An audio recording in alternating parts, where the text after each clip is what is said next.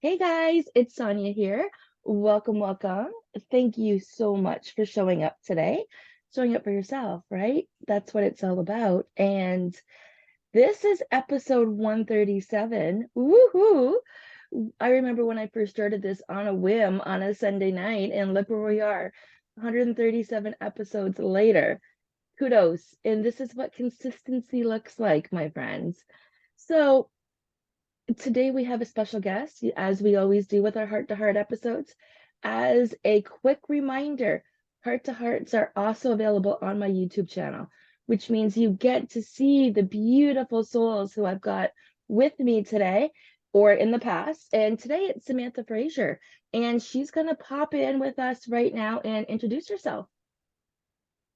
Your turn. Oh, my turn. Well, I'm Samantha Frazer. I am a mom. I am a wife. I am a business lady boss.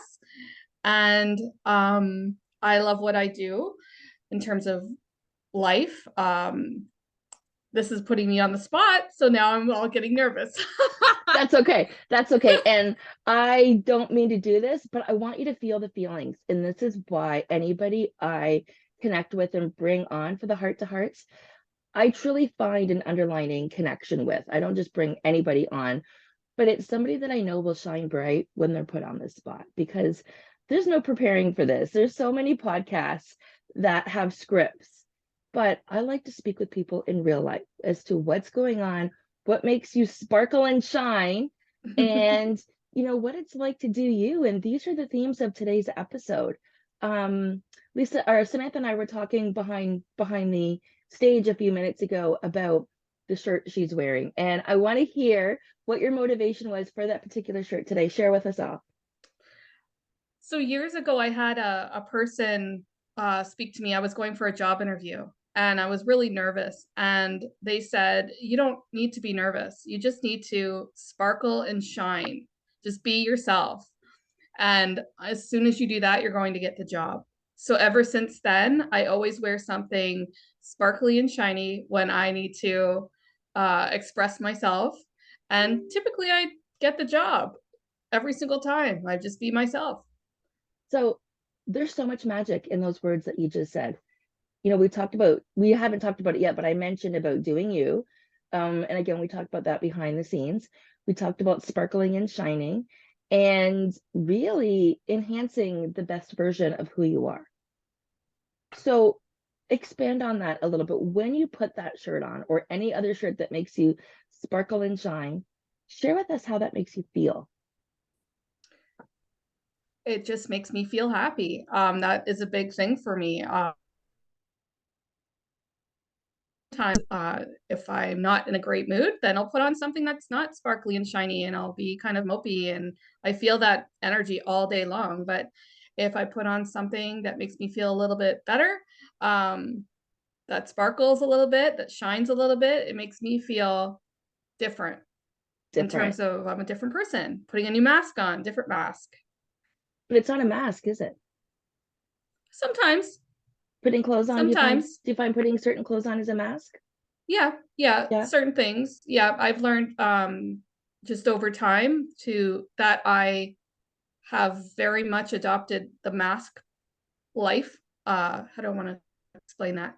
Um, not You're not always happy. You're not always great. And Hmm. sometimes you just need to put a mask on. Some people put makeup on. I'm not a makeup girl, but some people do that, and that's what they're doing. They're putting a mask on. They're putting on something else so that, and sometimes I do that too. So And to me, it's changing my persona, my okay. energy. And I was going to ask, do you find it buries the person that you don't like, or does it enhance the person you want to become? I think it makes me hide how I'm really feeling. Okay. I want to say it that way because sometimes, and what I've learned is through life experience, not everybody really wants to know about how you really feel. So as much as people say, how are you? They don't really care, or they don't want to hear about it, or it's awkward or uncomfortable. And they really want to hear that you're okay, that you're good, that you're great. Not really okay, that you're good, that you're great, that you're awesome. They don't want to hear that you're having a shitty day. It's interesting, isn't it? Yeah. Because when I share with my clients about when we talk about health and happiness, when we talk about joy, the things that bring us joy, even as simple as the fabric on our clothes, or for some people, the makeup on their face. And I do wear makeup. Apparently this weekend, somebody didn't even know I was wearing makeup at the home and lifestyle show in London. Um, Oh, yeah, I don't wear a lot. I don't, and I use it to enhance, not to hide. Okay, well, as I'm aging, I hide a few things. Let's be honest. But I like you, I like to dress with how I feel, but I also have learned that sometimes I dress with how I want to feel, yeah. right? So back to your comment about, and because I find this to be very pivotal, we're in a stage of life where we want people to be open and honest with their feelings because we want those true, genuine relationships. We're kind of all sick, and correct me if I'm wrong, if this is just my opinion, but we're sick of being a number. We're sick of being, yeah, I'm fine, great, thanks, how are you? Without that conversation. We're sick of not having those relationships with people until we get to a certain point with them where there's a lot of hunting and chasing instead of just organically farming and nurturing and taking care of those connections that we have. And sometimes that means, no, I'm not fine. I'm not good. It's a shitty day. Sorry you asked. But how Yeah. good would that feel to say that and get that off your chest? That would be wonderful. And the problem with it is a lot of people think that when you're having those kinds of days, especially in a workplace or even at home or anything, that you're crazy, that there's something wrong with you, that you're 1 second to ending it. I think one of the things that I have a hard time with is not being able to be that true self sometimes. And I think that's because in the position that I'm in, I can't be vulnerable to saying, you know what, I'm just not okay today. I am not okay today. And I can't take a break from that because if I do, then people take that as a weakness. So a lot of times it's like if I'm put into a position where I'm visiting clients or I'm put in even going to a hockey game for my stepsons, I'm almost having to put on like that weird smile, that mask, that yeah, everything's great. How are you doing? And it's just it's sometimes it's phony. And that is unfortunate. I'm sorry to hear, and I know you're not alone. I know we all do it, but wouldn't it Yeah. be wonderful if it could be different? Oh, it would be great if we could just, I truly feel like we need to be more vulnerable in terms of being able to do that. I really hope that someday we can actually get to that point where we can just be ourselves. And I think that as much as people say we're getting there, I don't know if we are. Depends. I think, and that's what I think is different with who you have in your circle and when you're really comfortable. And I know this to be the case because when I work with my clients, they get to the point where they can come right out and say, no, it's a bad day. And it's not just with me, but they can say that to other people. And they're no longer hiding their mask because they're comfortable, or hiding within their mask because they're so comfortable speaking their truth Yeah. because they realize this too is a part of them. I showed up beforehand with my oatmeal, which I have right here, and my coffee. And I said to Samantha, I said, we need to wait just a minute because I can't take Advil on an empty stomach. And I had a headache all morning. And, could that have stopped the show? Maybe if it was that bad or if I wasn't open and honest. It delayed a few things for me this morning. It changed my goals for this morning because I wasn't moving as quickly because I have to tend to this. But there's nothing wrong with sharing that. And I love how this has come up because in corporate, that's taboo for some reason. In entrepreneurship, that's acceptable. You are encouraged as an entrepreneur. And I get, yes, I see that. And we're going to talk about that. I saw the sway, and I appreciate the sway because the sway is her body's way of talking. Samantha didn't say anything, but her body just did. For those that are watching us on YouTube right now, her body just communicated to me that she doesn't quite believe in that. And I'm going to share my perspective as to why. See, it depends on who you're speaking to in the corporate world. It depends on your role and what you're doing, but it shouldn't be any different. There should not be a separation between entrepreneurial, your personal life, your entrepreneur world, and your corporate world. There shouldn't be. You should be that same person all along. And Oh, when there for are so sure. many variances, it's harder because you're not as authentic to who the core being of you actually is. But you're Oh worried yeah. about losing that contract. You're worried about that image. You're worried about what the ripple effect could be if you're not quote unquote perfect. Yeah. Yeah, and I think for me too, it's I have the stress of being a business owner. So at the end of the day, I have to make money. I have to make payroll. Um, I Yeah. have to make my taxes. And so I need you company to come and sign up with me because I need to work. So I think so they don't want to see a glum, sad, mopey Samantha. They want to see a happy, confident, excitable, passionate person that can make their dream come true of having whatever they want. So let's talk So, about that because I know what you do and I know how yeah. important it is of what you're doing.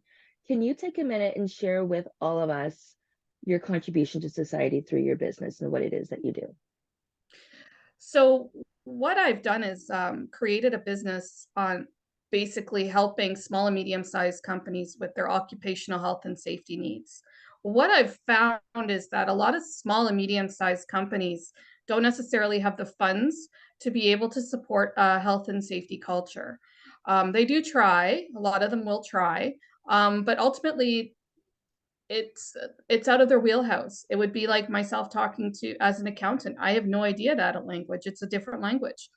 So what I've done is create a focus of having occupational health and safety make sense and sense. So when I say both words, I mean it has to make sense for the employer. It has to be easy and simple and something that they can do. And it also has to make sense for them. A lot of companies don't have necessarily have the money to be able to fund a program.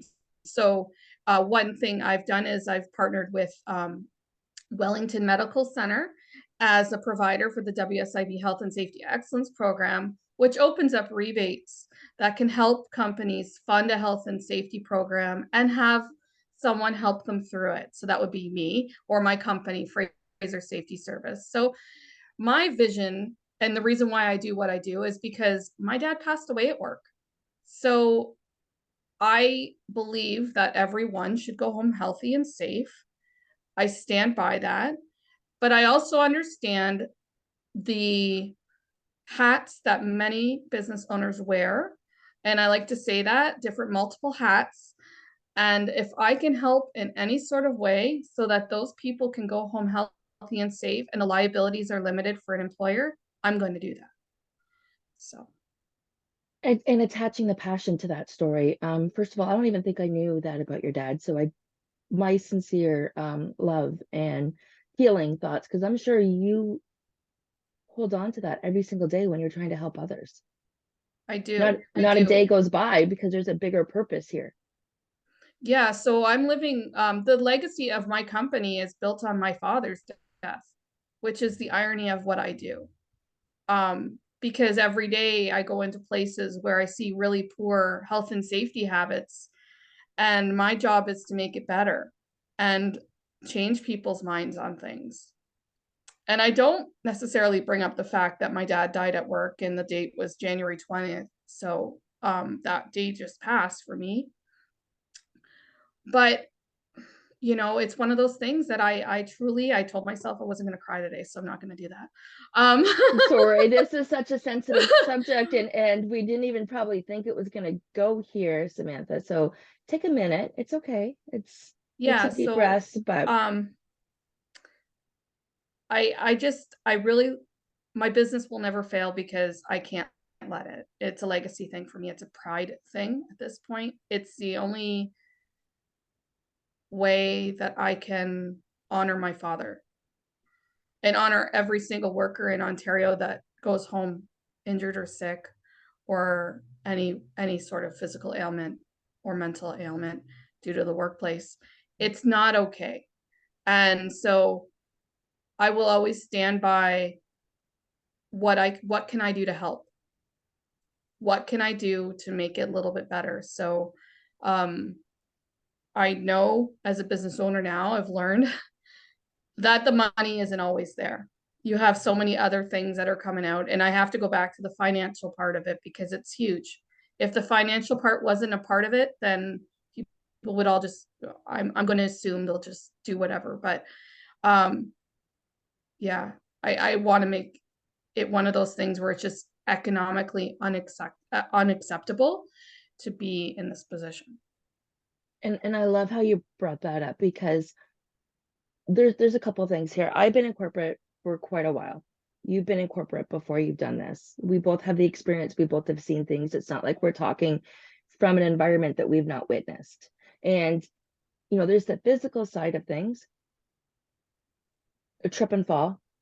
There is any simple thing that can happen for a physical ailment.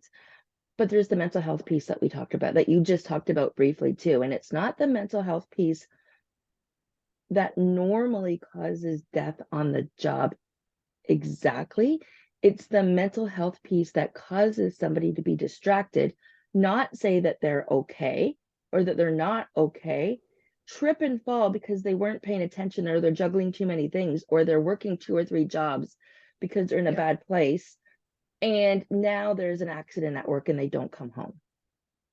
But the other part to it is the whole, especially in a lot of different stressful positions where you have fatigue management, you have other things going on.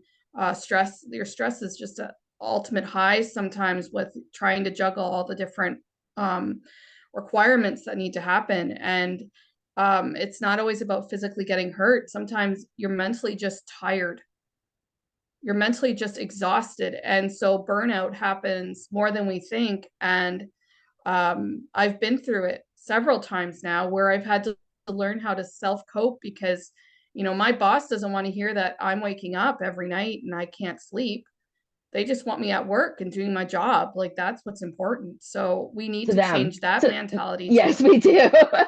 Sorry, I couldn't even wait. I couldn't wait my turn there to say something. I'm like, I get extremely passionate about the way things need to change between employers and employees. Why can't we just see us all as people and care for one another?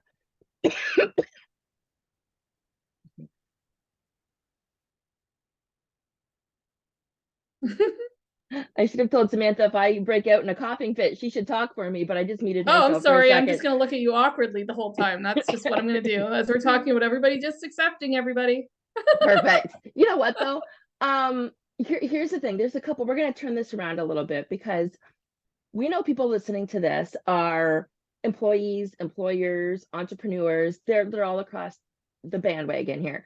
And there is a role for everybody. And just because Samantha and I have these goals and these wishes to change things around, I too want to influence corporate. I too believe that if somebody is exchanging, and we've got a different approach to it, but if somebody's exchanging 8+ hours of their day, more time than they spend with their families, their loved ones that they've searched all life for, and that they may be paid for if you've had IVF or whatever that looks like, or whatever your situation is, you're working 8+ hours a day for somebody that doesn't care about you, doesn't care about your mental health, doesn't care about your physical health, doesn't care about whether or not you've got enough money to pay the bills.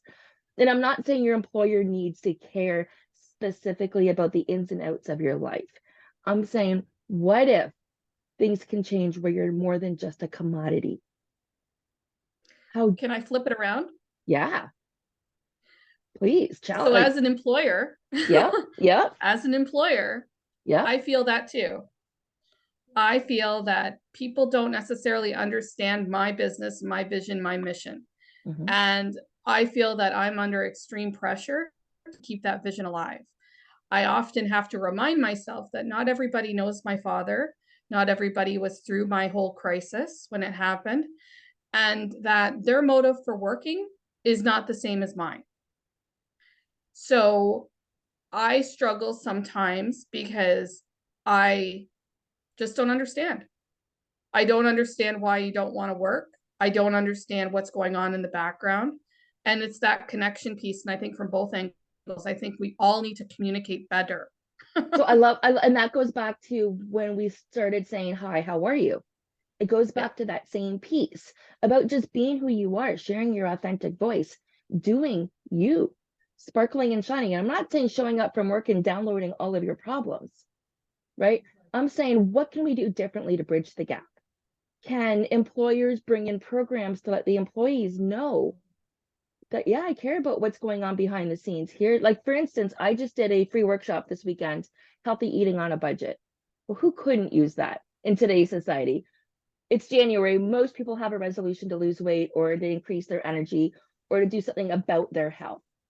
Right. That fits in that one category. We're in an economy right now where people are either haves or have nots. Anybody in the middle, just like the country song goes, stuck in the middle where money gets tight. And that's where most employees and entrepreneurs and even small business owners are literally stuck in the middle where money gets tight. So Yep. how cool would that be if you were working at a job and your job said, listen, I've got a free workshop for you. You can attend. If you can't attend, you can catch the recording, no obligation, but this is available as a tool. I think it's a great opportunity for people, for sure. As an employer, let's put your employee hat on because you've been there. Would you be interested in that? Maybe not that topic, but a workshop offered by your business. Yeah. Yeah. So I think there needs to be some sort of how do I want to say it? I don't think free is a good avenue. Okay, but the company's paying for it. I'm just saying the employees, Yeah. this isn't coming out of the employee's pocket.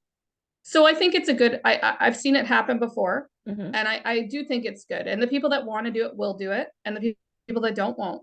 And that's just how it is. And Yeah. I think it's not a bad thing to have for people. It's part of your wellness program that I think every company should have, is a little bit of something. I think where sometimes the struggle is just finding the time to do it. Especially with there being a shortage of workers right now, and trying to train up the right people, it's really hard. So I think a lot of people would love to maybe explore that avenue, but sometimes there's those other things that are potentially in the way. And those are some key points that we should expand on right now, because the only way you can do you is by taking care of you. And we don't understand this until we get a little bit older in life. Honestly, you're not 20 coming out of the gate and realizing, hey, I need to fill my cup. It's not until you have to start really giving everything that you have to everybody else, right? Because when you're in your 20s, you're giving everything you have to your boss, because most people follow that trend. They go to school, they work for somebody, and then they just kind of see where they land from there. So they're not thinking anything twice. It's until they start mixing in other components into their life, a partner, kids, aging parents, multiple bosses or multiple responsibilities or whatever that looks like, is when they realize, crap, I'm tired. And maybe crap is the word that they use. But it goes back to what you were saying about making the time, because we're in an environment right now where time is our biggest piece. We think it's money, but it's time. We can always make money, but we can never get back the time, ever. And I remember when my children, and now you said you have a daughter and some stepsons, right? Yeah. Yeah. Okay. So you get this. So I remember when my kids were little and I was working in corporate and I was literally gone from 7:38 until about 6. I missed so much of their time together. I came home, cleaned up the kitchen after dinner, gave them baths and put them to bed. And that's what we needed for me to survive. And yes, some of it was for my mental health. I didn't have the resources to stay home full time with the girls. But I don't think I could have either. I remember when they were really little, because my kids were close in age. When they were really little, I actually worked part-time very quickly just so I knew my ABCs. I was a master at my one, two, threes. The house was clean, dinner was on the table. I needed something more, right? I just knew the type of person I was. So Yeah. I never once thought in my 20s when I was raising three kids to worry about taking care of myself. I didn't even know that I was exhausted. And that's what happens is we don't know, we don't know, we don't know, and then we hit burnout. But I also feel like in that time period, because well, my kids were little, um, we're working, we're taking care of them, we're doing all of that, but it wasn't at all acceptable to say I'm tired either. It wasn't. Our parents, So did you ever hear your mother or your father really complain that they were exhausted or tired? no, and it was one of those wait until you get older, So my kids are now gone, like they're in college and stuff now, so it's a different atmosphere, but um yeah, I feel like you're always growing and learning and tired and trying to figure it out. So, what would you say to the past version of you who has experienced burnout? And it could be 6 months ago, it could be 6 years ago, it could be 16 years ago. What would you say to the past version of you who has experienced burnout?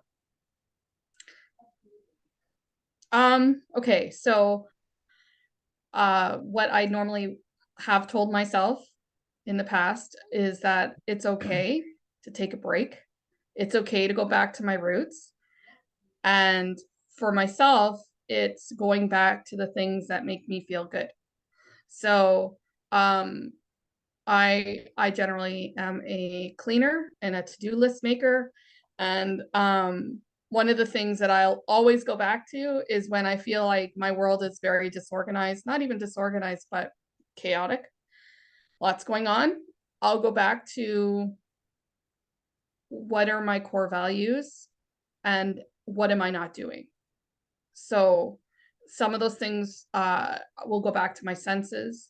Sometimes I'll notice my body aches, so then I'll go back and have massage therapy again, or sometimes I always have a mental health check-in with my therapist a couple times a year, just to kind of check in. I don't necessarily need to go to talk to her about anything, but we just kind of check in and see how it's going. Another thing that I'll do is um, definitely plan for the future. I like to make short-term steps or goals, and small little steps towards where my different parts of my like life are going. So it's not always just work stuff. Sometimes it's like I plan to do 3 vacations this year, or you know those kinds of Oh, things. That helps me. so planning helps you. Having a list helps you. Having a check-in point a couple of times a year to somebody you trust, Mm-hmm. therapist, coach, whoever it is. You said therapist. I work with two coaches myself. I truly believe we need that outlet to keep ourselves in check and on track. And I don't care who you are. Most coaches I know, most therapists I know, they work with a coach or a therapist. It's kind of like the doctor, though. When you show up when it's your appointment, it's a great day. Nothing's wrong. Your energy is telling her that or him that it's an awesome day. But in the heat of the moment, when you're feeling that spiral shift, before you do those things, because these are the things that are ideal, Mm-hmm. do you know how your body feels in those moments? Do you remember how your body feels before you can set yourself up for success? For me, it's my stomach. Okay, what My happens? stomach will start acting up, so I'll start noticing my stomach pains. I've definitely gotten cue with like my stress level in terms of how I'm feeling. Some people get headaches, some people get other things, but I typically will have stomach aches. Um, I've always had that. I'll also have insomnia, so that's another thing for me Yeah. because I will often go to sleep, but I can't stay asleep. So I'm not sure if it's a menopausal thing too. It could be part Oh, of it it, could but be. We're at that age where it at that could age, be. Lucky us. it could be anything. But yeah, so for me, I definitely look at my body cues that way. Um, I often find, you know, it's not always just I find like with the stress itself, it's hard to put it into words how I feel. I tend to mentally turn squirrely, I like to say, because I'll start doing way more multitasking than I have to. That's kind of like where I start noticing. I'll see something and I'll be like, okay, I'll do it. Okay, I'll do it. Okay, I'll do it. And soon I'll see like this list that's like super long. And most of the stuff I didn't delegate out because that's where I notice it. Okay. Then I have to start centering myself. Okay, do I need to do the groceries? Do I need to do everything? No.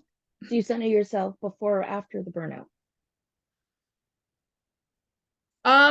I typically don't catch it until I'm into it. Okay. And I love, and this is what I was looking for. I was waiting to see the vulnerability piece, the authenticness, because obviously this is not a burnout moment, but we never know when it is. We could be in the midst of it and not know why. Um, for those that don't know, my dad was diagnosed with stage 4 lymphoma cancer in September this year. And that was hard for me. I'm close to my parents. I'm a lot like my dad. I moved back here. I was born and raised in this small town, and I moved back here to be closer to my parents. And then after 5, 6 years to find this out, I'm like, I golf every Sunday with my dad in the summer. Like, it was a shock to my system. And then it wasn't honestly until a couple of weeks ago when my dad called to say that good news, his cancer's all regressed except for one spot in his stomach, that I feel something change in me. Now, was it that news? I was in the middle of having strep throat. I was sick that week. Was it a combination of things? I didn't realize. I knew something was off for the last 4 or 5 months.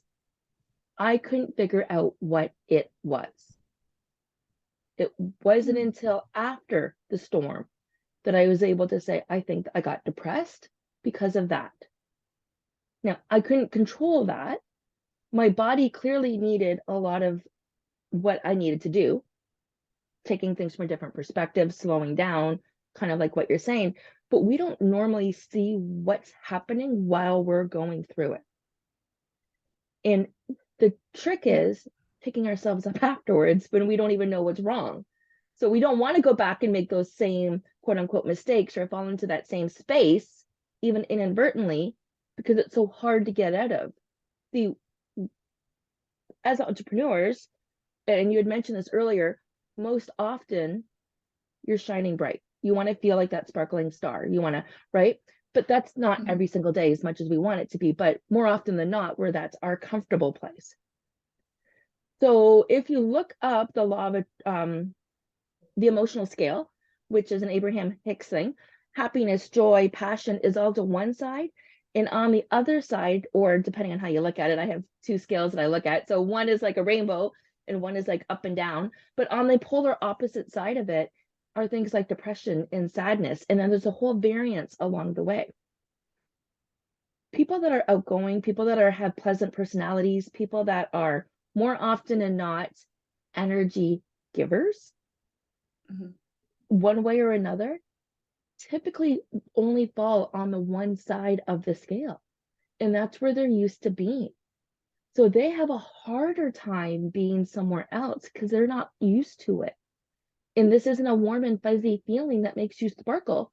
This is like, uh-oh, what's wrong with me?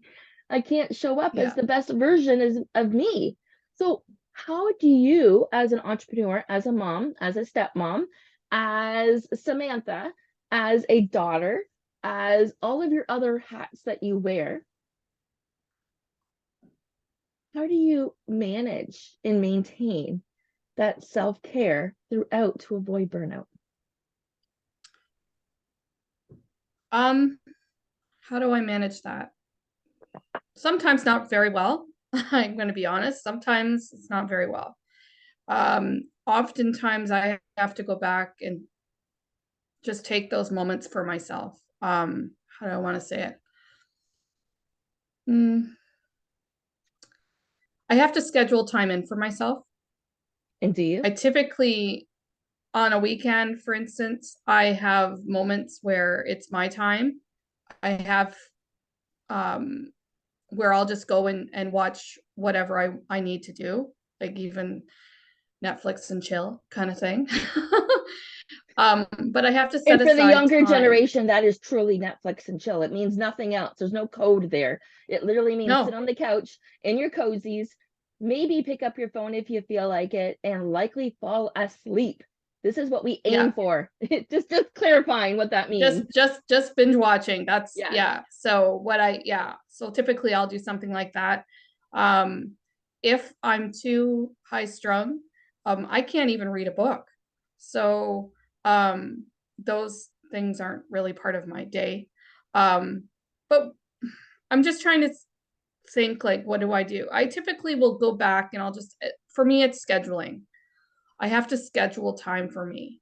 And when I don't schedule time for me, that's when I notice it get worse. I don't know if I'm making any sense here, but Oh, you're preaching to the choir here. I'm gonna probe along and ask a few questions in just a second, but I totally get it. You like to schedule, so when it's in your schedule, it's a commitment. yeah, But do you put yourself in your schedule every day or just on the weekends? all the time. Every I day. So schedule my entire day from the time I wake up to the time I go to bed at night. so where do you fit in And your I add schedule? personal things in there. Okay. Sorry. No, where do you Yeah, fit in your schedule? Yeah, when you were just about to tell me that. yeah. So I add personal items in there as well. So I have a scheduler that I follow and update it every day. And when I start getting stressed, I'll start playing with other people's schedule on my workplace and adding stuff to their schedule. Um, just it's my way of controlling it, I think. But definitely that's what I do. I've been told that's one of the best things I can do for myself is just taking at that moment. So if it means as soon as I wake up and I have my pill, like write it down because I have to take a pill every morning when I wake up. So I write down, take my pill, have a glass of water, have my morning coffee, um, you know, read something or whatever to just kind of get my brain going, see what I have to plan and do today, schedule my day, schedule lunch, schedule breaks, schedule get up and walk. I have to do that a lot better. Um, Okay. just because I noticed yesterday I sat down for way too long, but that's it's one of those things that it's a constant practice. So tell me a little bit more about your personal practice when it comes to things like meals, mindset, movement, and your relationship with money, where you're at now, where you want to be, things like that. Definitely room for improvement. Okay. That's all I can say. That's Um, okay. I've been really self-focused on the business that I've let things, my other part of it slide. I'm not gonna say it's not for the bad because I find when I'm moving a lot, it typically would be at work. I don't always sit down at my job. So if I'm out in a job site or workplace, I'm walking a lot. So it's not that I'm not moving. Um, but what I find is that I get stuck in a rut in terms of my mindset because I'll almost obsess about my work and not just about the work, about health and safety. It's more like the business. Where do I need to go from here? How many contacts do I need to contact today? Um, the money, that kind of thing. So, and with the money part, um, definitely it's hard because people don't tell you all of the ins and outs when you're starting a business in terms of how much money financially is involved. And then on top of that, you have all the financial things that you have to be on top of because the government penalizes you if you don't. So there's a lot of that, and it's scary. And there's limited funding to help you along the way. You have to have all this experience. It's almost like when you're starting your first job. You're just out of college and you're looking for your first job, and you just want somebody to give you a break because it's stressful. It's hard. It's like I have to pay these student loans back, but nobody will give me a job. And so then you want to give up. Like there's some days where it's just like hard. It's like I could just say goodbye. But then I can't because I'm living the legacy for my dad. So it's that struggle that I'm at now. And even if you stepped away from it, you'd be back in a week or two or in a month or two. You would just take a sabbatical, and there's no way you're really, truly stepping away from your extreme passion. I've tried. I've We've all tried. tried. We've all tried as entrepreneurs. Yeah. I I've tried too, and I can't. I love what I do, and people need this because what I'm listening to is you're teeter-totter of life Mhm. right now. You've got your professional and your personal. And we've talked about burnout. We've talked about doing you. We've talked about sparkling and shining. We've talked about showing up authentic and real. And a lot of that was shared today from the perspective of a business owner who has employees, who has passion, who has a legacy. But you admittedly shared to the world that your teeter totter is not balanced and that you have No. had burnout before.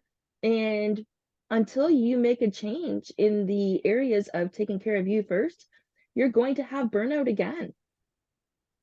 And Yeah. we don't know when that burnout's going to happen. And we don't know how long you're going to be out and down for. But what we do know is people are counting on you for your Yep. business and for your skills and for the value that you bring to the table and for the fact that you are saving lives every single day. So Yep. I'm going to ask you a hard question, and she might strangle me after this, but whatever. We're a couple cities away, so I'll have enough time to run. Just being honest. Samantha, what would it take to put yourself first? Like, what's it going to What would take? it take me to put myself first? Mm-hmm. To be financially secure Okay. and having the right people in place for my business, for them. And for my other part of my life, I think again, it would be I have a support system, but I think it would just being able to have the time to be able to balance that, to spend more time at home doing what I need to do. So yeah, I think it's just again, it's that teeter. I'm envisioning the teeter totter now, and I'm like, Okay. well, So now we're going to take that to the next level because everything that you just said, you can't necessarily control right now. It's not on your will, no, right? Or it would have been happened already. And I'm yeah, talking big picture, and I don't care what you believe in, there's always a bigger picture at play here. So I do a lot of work with a lot of the attraction and the universe, and um, whether you call it spirit, God, angels, whatever, we will get everything that we want. You have gotten this far with your business, but it's not on your terms at all. no, So no, when and that, since 2018, it hasn't been on my terms because I'm a Taurus and Uranus has been playing in my playground. So a lot of changes have happened in this time period, and none of it's of my control. perfect. So you appreciate that. You know where I'm coming from. Mhm. So all of the things that we talked about, why you're not balancing your teeter totter, are uncontrollables. So I would love to leave you today with a thinking point of what can you do today to help bring that into balance on your terms? What actions can you do? Because burnout isn't going to happen when you're feeling good.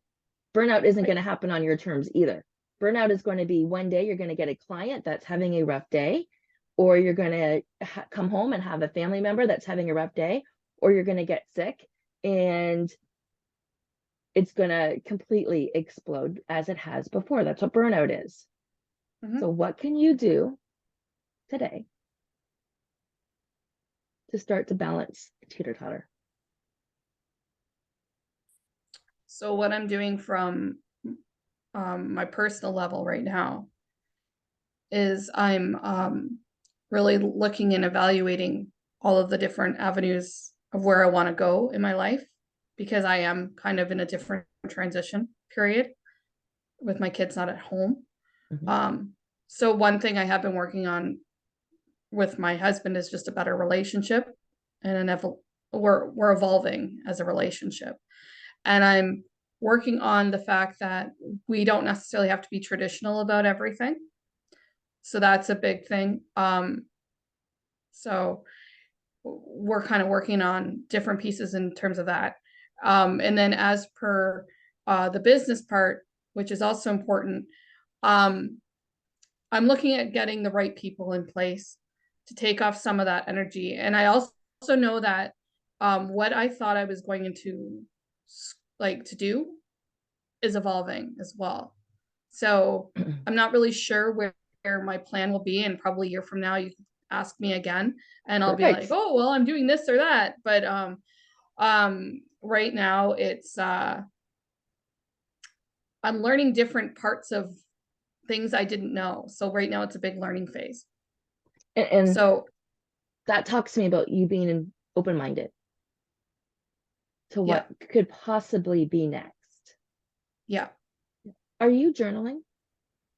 I do journal, yes. Okay. Yes. Do you meditate or do anything that makes you pause and reflect? I meditate every night. Perfect. So a I couple do. boxes are being checked here. Do you move your body regularly? I do. I wouldn't say I work out or anything like that. That's not me. And But and I definitely get up and move. So yeah. working out can be different for everybody, right? When I was teaching at the studio, that was boot camp or fitness boxing or stretch and flex. My workouts now look completely different, and that's okay. My workout this morning was supposed to be a walk with my girlfriend. Actually, we were going to go for a walk, and it's negative 13 out Celsius for anybody listening to this. And I'm like, no, it's too cold, because as I'm getting closer and closer to 50, which will be July, Oh, I I don't want to. I don't want to bundle up and go for a walk with snowsuit on at negative 13 in the morning. No. yeah, Maybe no. if the sun's out in the afternoon, will I do that? But so then I thought about Pilates, and then I realized, no, you know what? I did a good spin job yesterday on the bike, and I need to nurse my headache, and that's okay for today. So a walk, he's sleeping. There's always a dog in here, and they know the word. But so like a walk later today is okay. And that's it's just a way of moving your body and moving the energy. So that energy Yeah. doesn't stay stuck and come inside. It was yoga on Sunday. You go from high intensity interval training to yoga, and it seems like such a vast difference, right? But it's not. It's still mindful, it's still movement, it's still moving the energy through your body, which is what we need to be doing. Okay, so we are going to sum up today's podcast. I just want to put everything together. You know, we talked about doing you, and right now it sounds like that's a work in progress for you a little bit. There's some things that you're doing, but there's some things you want to progress on, because at the end of the day, you want to continue to sparkle and shine. At the Mhm. end of the day, you don't want burnout, because nobody does. Because the older you get, the harder it is to bounce back from it. And this Yeah. isn't something that we're taught in school. Guys, I knew an entrepreneur who was working like 8 to 8 every day in her job, and all of a sudden I get a message from her saying she quit, she's closing down her business, and she's going to go work for someone else. You don't hear that very often at this age, but it's because burnout just suddenly happened, Yeah. right? And we want to avoid this if we're trying to leave a legacy. We're trying to, we are an entrepreneur, a business owner, so we can build that life that we want now instead of waiting until we're retirement to begin to live our life. That's why we take True. these risks. That's why we show up every day to try to help people, no matter what the help looks like. It can come through the physical programs that Samantha puts together with the health and safety, and it can come through betterments and improvements in your environment, and it can come with keeping the people that you have, or it can come with a mental health piece like what I do. It doesn't matter. We can only do our very best once we've taken care of ourselves Hmm. every day. And that means grace and gratitude for the times where we're going through something and we don't know it, and accepting the people that come in our lives to pull us through to that next level. So as we're signing off today, and I want to ask you, what would you tell your future self? We asked you what you would tell your past self, but if you think of the sparkle and shine, you think of doing you, you think of being authentic and vulnerable, think about your business and your goals, Samantha, what advice would you tell your future self? What advice? To just enjoy the moments. I no, my future self, I would probably you did a good job. You made people proud and you changed a lot of mindsets of people. And you did you. You were authentic the whole way through. And when people didn't appreciate that, that was on them, not on you. Do you make yourself proud in that future self comment, or just other people? I think both. Awesome. We're gonna have to interview Samantha again down the road and see how much she makes herself proud and for the work that she does for herself and for other people. Is there anything you want to add, Samantha, today? I just want to thank you for this opportunity for my first podcast. This has been exciting and neat, and I would love an opportunity to come back on and showcase the business at some point. Absolutely. Absolutely. I think that would be a great fit. Okay, guys, thank you so much for chiming in. I'm going to have Samantha's contact information, her bio, in case you're in an environment where you could use any of her services. Again, health and safety, we cannot turn a blind eye to that. I've been involved with so many programs with that in the past, but I truly believe in connecting with the source. So the money, the resources go to the right people at the right time, and the right people get helped instead of going through a whole bunch of communities. Anyways, we're going to have her contact information included here. You'll be able to reach her at any time. Got her link in her bio. And this particular episode is going to be going live the week of January 30th. Actually, today's the 31st, so it'll be going live today. So everybody be able to watch it and see it and listen to it, and available on all your favorite listening platforms. I'll have my contact information in here as well. But thank you so much for chiming in today. Thank you.